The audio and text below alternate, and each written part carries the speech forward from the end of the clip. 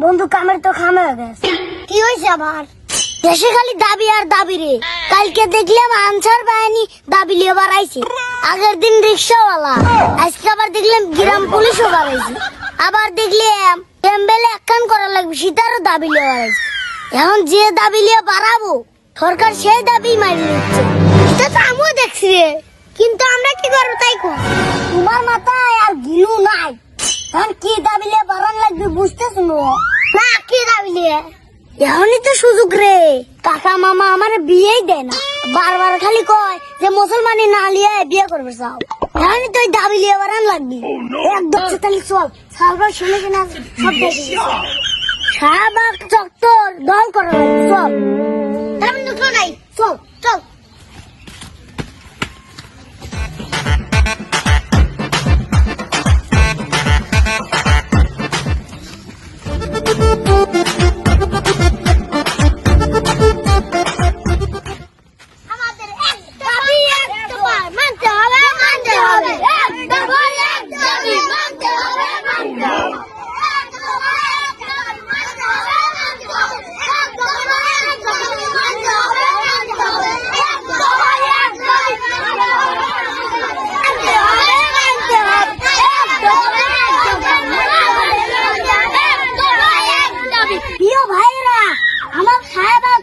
সামনে খুব প্রস্তুতি নিয়ে যাওয়া লাগবে।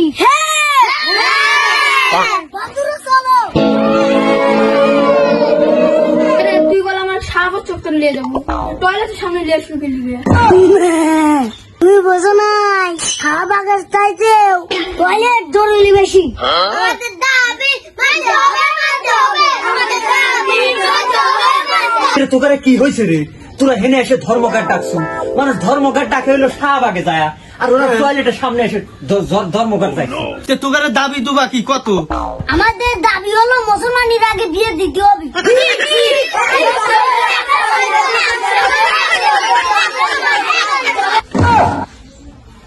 বন্ধু, কামের তো খাম হয়ে গেছে, মাল ছাড়া লাগবে, নাহলে তোরা যাবি না। তুই মোটরটা চালা দিয়ে আমি টিএসএলটা রেডি করি। ঠিক আছে, ধুয়ে দাঁড়া।